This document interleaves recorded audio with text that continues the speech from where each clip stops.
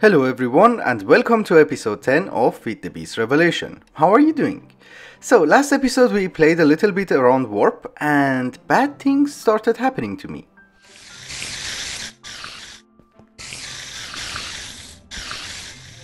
It also happened again, but this time I was prepared.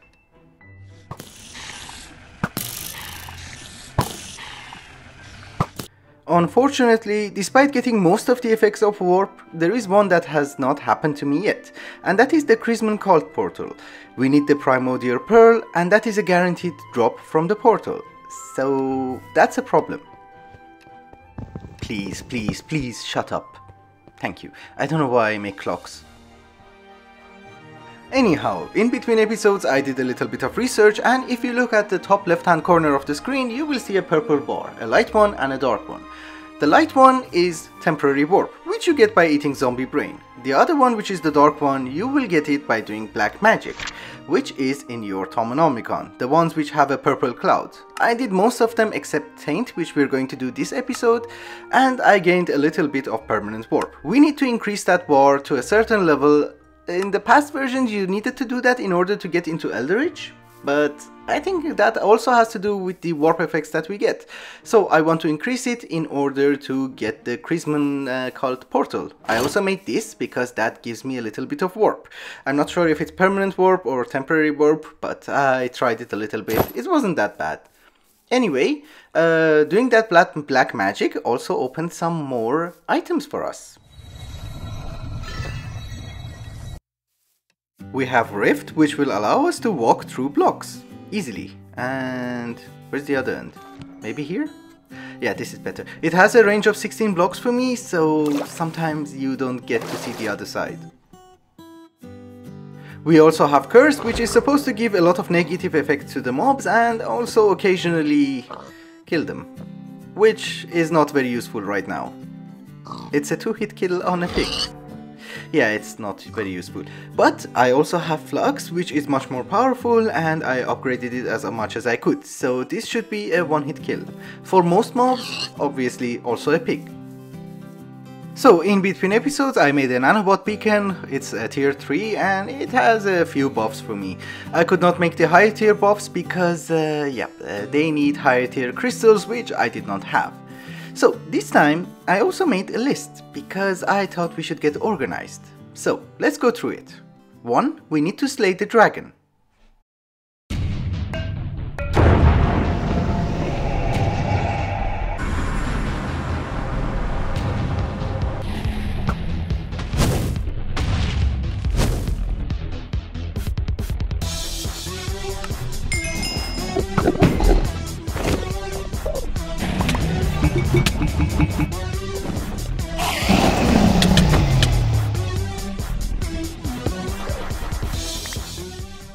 2.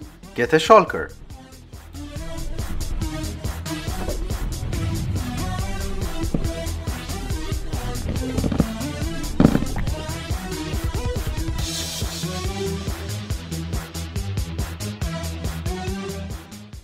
3. Get an elytra.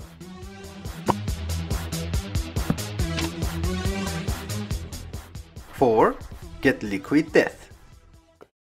Liquid death is certainly my favorite method of grinding mobs because it sounds very cool. I already have everything prepared, and if we drop a bucket, we should get a bucket of liquid death. Cool. When you dissolve mobs inside the liquid death, you will get their normal drops and some crystals. So if we pick this up, there you go. We have some crystals.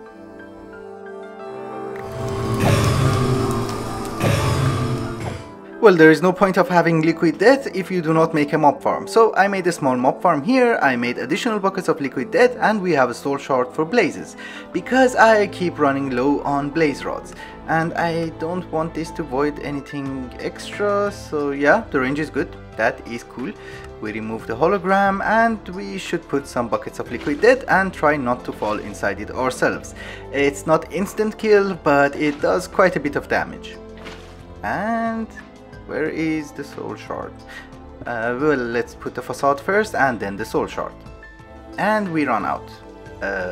I did not think this through. So, yep, they are dissolving. that is good.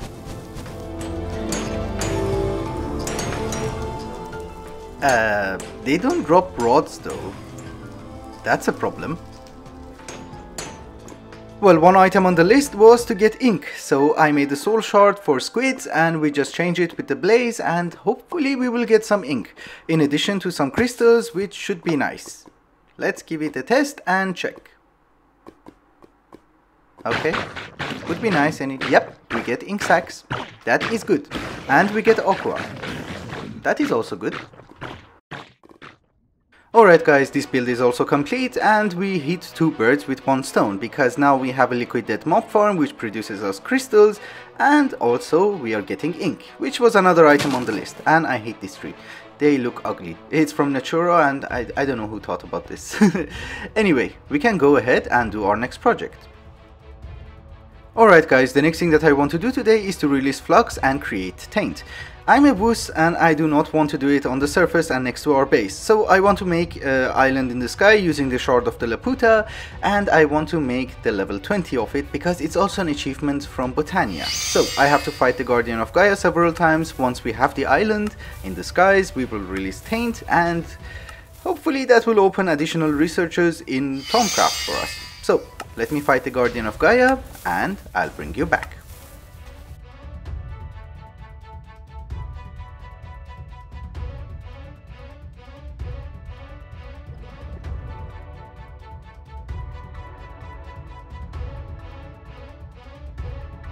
I guess any place is as good as the other one, so this should be an okay spot.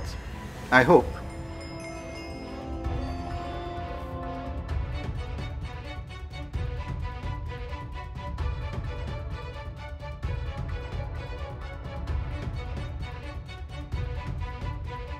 Alright guys, you know that I'm not a very patient person. It takes half an hour for the island to finish and another half an hour for the taint to spawn.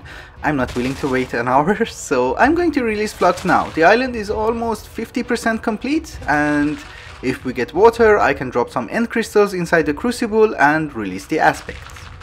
Yes, we have some water. And we have a lot of lag because the island is being created. Yeah, come on, dissolve. Oh, yeah, it does. So we just drop a few and then release the flux. Okay, so the rift spawned and now we should wait for the taint to spawn. I'm not going to stay here until the taint spawns because that could take some time. We will do other projects and then we will come back here. Alright guys, until our island is being prepared, I thought I should work a little bit on our Loonium area. If you didn't know, Loonium is a functional flora from Botania and it will generate dungeon loot. The way it works is that it will use a considerable amount of mana and it will spawn a monster. If you slay that monster, it will drop dungeon loot. It's random, so you get a lot of junk anyway. So, we have 4 Bellatorns. These Bellatorns are Botania's equivalent of a grinder. They're not instant kill, but they do damage over time. I have 4 of them here, so it should be fast enough. The monsters that are being spawned are not bosses or anything, so they don't have that much health. I have a mana pool down here, so this is why I did not install the Loonium yet, because it will start spawning monsters and the setup is not ready yet. I have no means of collecting stuff. The main issue is to transfer mana from where we're generating it to the place that we're going to consume it, which is our Loonium area. The distance is too much, so I cannot use sparks. Using mana spreaders is also not a very good option because mana spreaders are very slow. So we're going to need to use a minecart with mana pool and use mana pumps. The way it works is fairly simple. You're going to need a mana pump facing this direction, and here you will put the mana card. You cannot read a redstone signal from the mana card, so your comparator has to read the signal from the mana pump. When the mana card is full, this comparator will send a redstone signal and will activate this powered rail. Your minecart will continue its journey towards its next destination, which is another mana pool. Here the concept is also similar. Your mana pump has to face the mana pool, which is here, and when this is full, this comparator is active, and when the mana pool is empty, this comparator will turn off, so the torch, which is inverting the signal, will turn on and it will send your mana card back to get more mana. So if I want to demonstrate this for you, we will put the mana card here, it will be full, and when it is full, our TNT is being activated because we're using mana, it will go to its next destination and will start emptying its content. This is full right now, so you cannot see the after effect, but you can figure it out, it's fairly easy. I'm going to use a redstone block and I'm going to put phantom placers and phantom breakers from actually additions. One of them will place the redstone block here and it will deactivate the Loonium, and the other one will break it whenever we want it to be active. And the way it works is fairly simple. We just have to press this button, it will be broken, and we just have to press this one, it will be placed. It's the same contraption that we use for our enchantment area. For gathering the loot, I'm going to use a floating hopper hawk. We're just going to put it here, and since it has access to mana, it will have a very huge range and it should absorb anything which is dropped by mobs. And we put a crate next to it. This should be our collection area. Then I will figure out a way how to filter stuff and put it inside our ME system, but for now, this will do. So this thing is set to go, and before we proceed I just want to explain that these are barrier stones from Thaumcraft, so mobs cannot walk through them. They can shoot me through it, but they cannot walk out. So we just put the Loonium here, it will get a little bit of mana, and if we break the redstone block, this should be active. And it should spawn mobs, and when they are not with us anymore, they should give us some dungeon loot. So we have a spider, and he gives us string. Not the best thing, so let's check it more. Where is he? Ah, okay. You see, that one gave us, I think, aluminium. I let this thing run a little bit, and these are the loots that we're getting. This is the main reason that I started this farm, because I want to get these capacitors and I do not have any other methods of obtaining them, because I cannot go dungeon to dungeon in order to just find the capacitor. We also get a lot of more junks which we have to void, and we also have to understand how these things work. There was an identifying machine in 1.10, but I cannot find it in 1.12, but it says nice, this one says nice as well. This one says enhanced capacitor, so this should work better. I have to work on this place a little bit more, make a space for those two buttons, make a sorting system so that we can sort out the loot, and in general prettify this place. I will do that off camera. For now, let's go and check out our taint.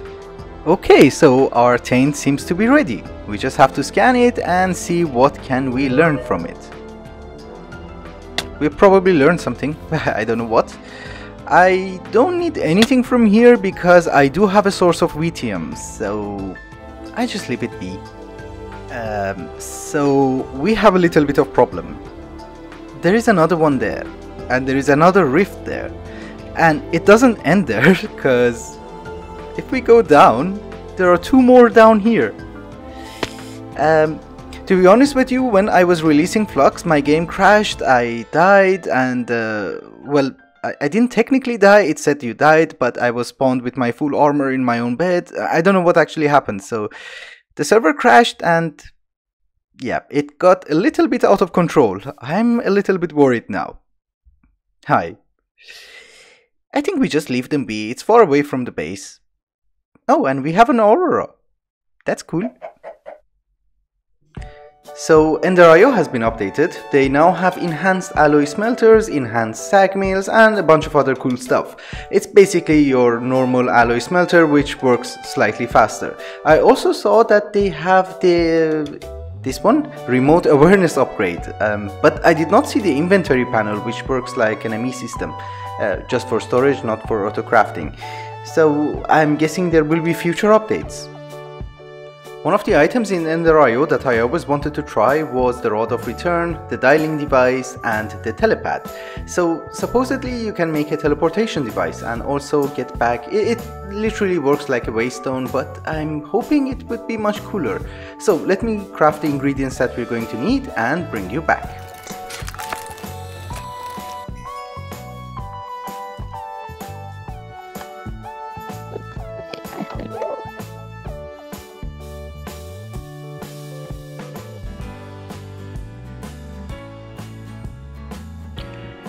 So there was a good reason that I never used this device, because it requires Dew of the Void. And that's a difficult thing to do, because you're going to need a soul binder, you're going to need a lot of things. So let me get some stuff and I will bring you back. So the first step is to get Nutrient Distillation from Ender.io, and the solution for that is very simple. I just have to set a new filter for our mob farm and import everything into another Ender chest. So hopefully we will get rotten flesh, apart from the one that I put. We'll see. I think it has happened. I think we got the portal. Yes! So I have 2 of these mob entrapment things. Yes! And the other guy. Oh, that guy. I want that guy. I want you. Yes. Okay. We're done. We don't need the rest. Whoa.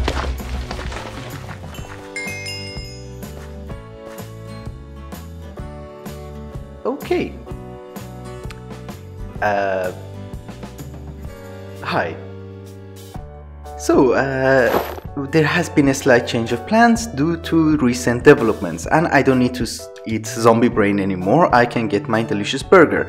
I've been eating a lot of zombie brain to gain warp, and apparently it has worked. So let me just explain to you something very simple. You see that we have 3 colors of warp. The darkest one is the permanent warp, and you get that by doing dark magic and eat a lot of zombie brain. It has a small chance of giving you temporary warp, the permanent warp, sorry. And the lightest color is temporary warp. So you get a lot of that by eating zombie brain, but it will also fade away over time. It's not incredibly useful, but yeah, well, you have to eat a lot of zombie brain. Anyway, let me do some stuff and we will be right back.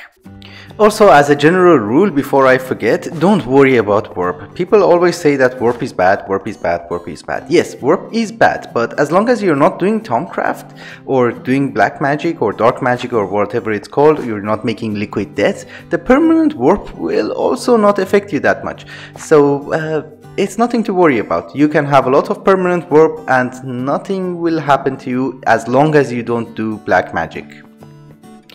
So I basically spawned a bunch of guys, I killed them, I also scanned them a little bit, and that unlocked something. Unfinished.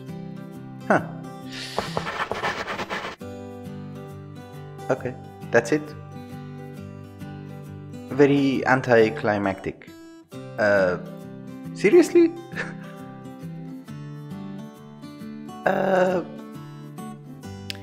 Okay. So nothing happened. Oh, there's a tab. And?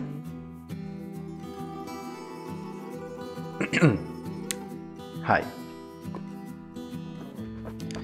So I have Deadly Gaze 4, and when you look at a mob, it will damage it. It's a warp effect. It's not supposed to be good, but it's actually fun. It doesn't do that much damage though. In order to make the U of the Void, we are going to need Nutrient Distillation first. Nutrient Distillation is basically any type of, I don't know, organic material with a mob drop. So what I'm going to do is that I'm going to use rotten flesh, which we get from our mob farm, and mix it with nether wart and water in order to get nutrient distillation. Well, we're growing nether wart here, and there is an aqueous accumulator which provides us with water. The next step is to get grains of the end and grains of piezoality. Grains of whoop. Hello. Hello. Can I take you home? I always have an extra one. Good. Don't kill me. Don't kill me. Huh. That's nice. Hi.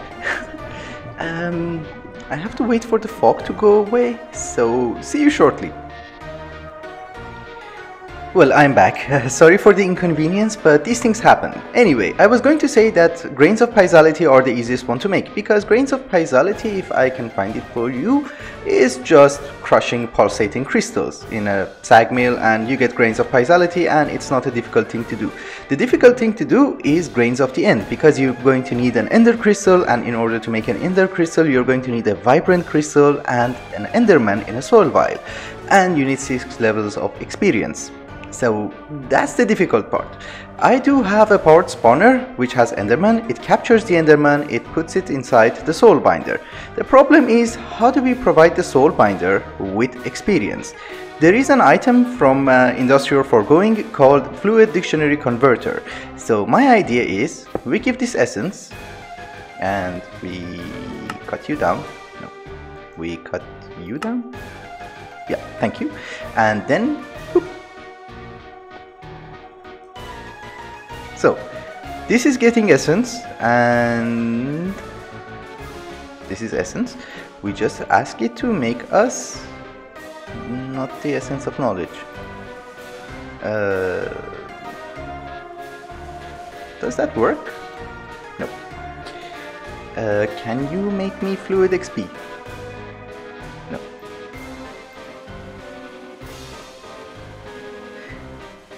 I think it got full.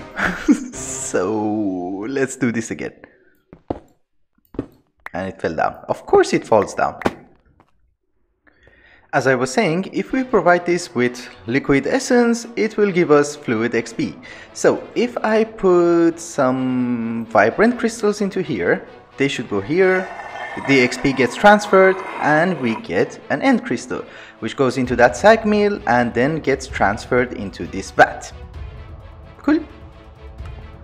And in order to access that DO of the void that we are creating, we just push it inside another ender tank with a different channel, and we can access it anywhere we want. So this is how we automate DO of the void. It wasn't that difficult. Actually, this thing helped me a lot, otherwise this could have been very painful.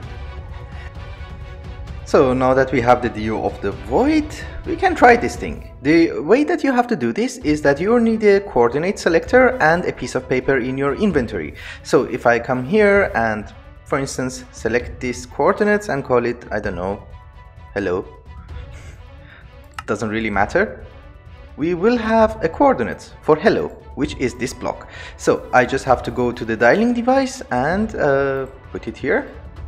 We will have a coordinates for hello, as you can see. So everything has power, and if we want to go to hello, I just have to press teleport and we get teleported. And I think it looks very cool. I love this device. Unfortunately, when you get teleported, you cannot see how it works. Anyway, I also made a rod of the return, and I think we can fill this in with DO of the void. And how do you... Oh, synchronize. Okay. I was going to say, how do you synchronize it? So wherever I am, I can just teleport back.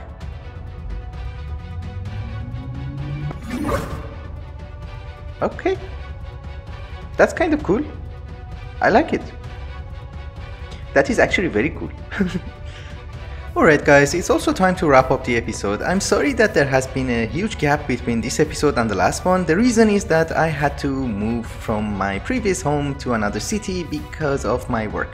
So yeah, that was not very fun, and I don't like moving in general. I'm a creature of habit and I prefer to stay in my own room. Anyway, thank you so much for watching, and I hope you enjoyed it. Till the next episode. Bye bye.